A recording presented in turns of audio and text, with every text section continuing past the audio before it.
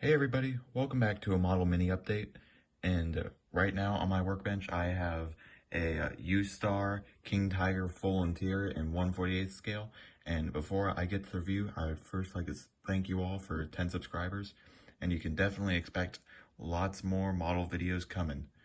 So here we go. Before we get to the bulk of the review, I would first like to say this kit was incredibly fun, especially on the interior.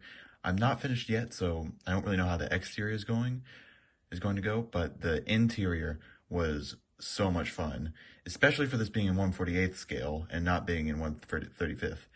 To I would assume that quite a few people would find the 1/48th scale quite daunting, especially with the full interior. But this kit is incredibly well engineered. Like, I can't emphasize that enough. That all the pieces went together perfectly and were extremely detailed.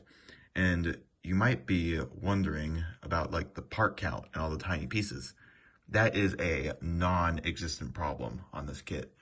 Can't really see them right now, but all those torsion bars in there, those were all one piece, all molded together with all the supports and were extremely detailed. There was no lack of detail. And on the sort of frame right there, you can see all sort of the corrugated marks on there. And those two green ammo cans and medical bag, I haven't put decals on yet. Those were pre-molded on and look fantastic.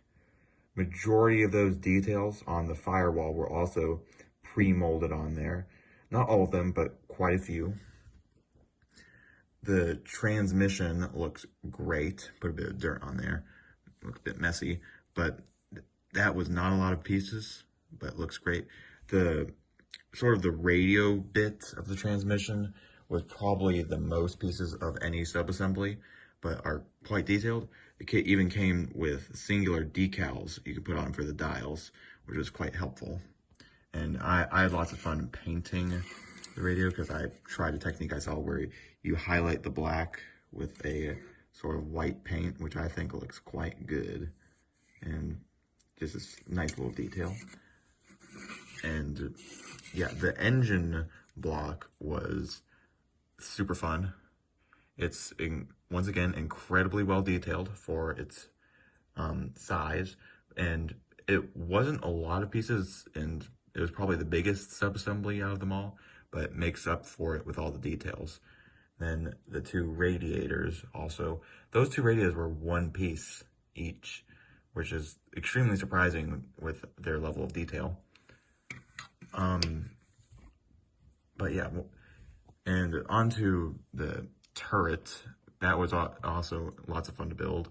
The turret basket was actually quite complex.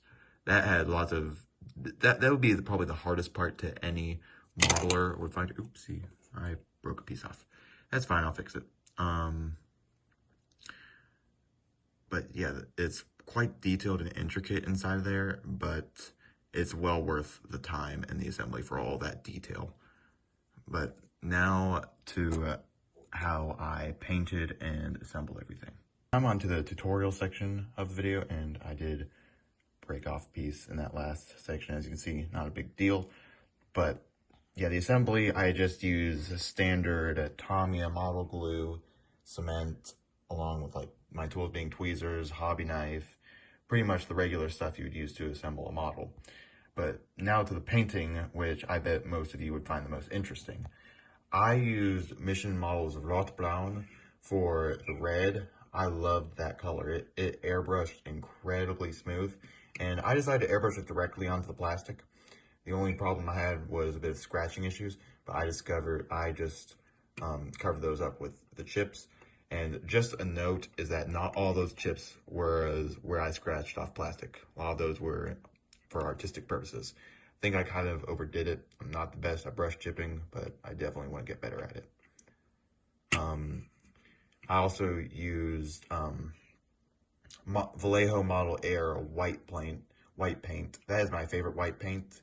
Even though I most often use Tamiya paints, I will always do their flat white. It just airbrushes perfect straight out of the bottle, and it's just tons of fun to use. Oh yeah, the gun works, so I probably shouldn't pick it up from there. And for more of the detail painting, I used NATO black for most of the seats in both the turret basket and in the hull, and also for the radios. I tried brushing the Vallejo Model Air onto the radios. It didn't work the best and turned the radios a bit pink from the rock brown below it. I also painted the engine NATO black. I used a Tamiya dark brown pin wash for most of the tank. Can't see it except for mostly on the white parts. I also, for the chipping, I used Vallejo Model Air chrome silver. Very good silver color, love it. For the basic, well, I don't really know if that's fire extinguisher maybe, and the ammo cans and medical bag, I use just NATO green. Worked just fine. And final thing to wrap this up is for the sort of dirt and grime all in there, I used AK Dry Pigments Dark Earth. Really liked how it turned out. Made sure to put it in all the nice little crevices and where all the crew would be standing, and a bit concentrated on the seats because crew would often stand there, especially the commander, which would be right there. He gets the most comfy seat. But yeah, overall, I would definitely recommend this kit to anyone looking to try a full interior for the first time. And I would just tell them, like, don't let the 1/48 scale scare you. It is probably, I would even say, one of the best full interior kits on the market. And anybody who saw a Ustar full interior kit, even if it's 1/48, just buy it. They're an amazing price too. I got this for $40, and it's probably some of the best $40 I've spent on a model. It's tons of fun, incredibly detailed. Comes with a bunch of photo etch and even decals in it. There's only one piece visible, which is right here. I'm sure it'll appear more on the paintings once I get to painting the exterior, but can't see much right now. But yeah, great kit. I'll see you all in the next video, which might or might not be the finished exterior of this tank. See you all next time.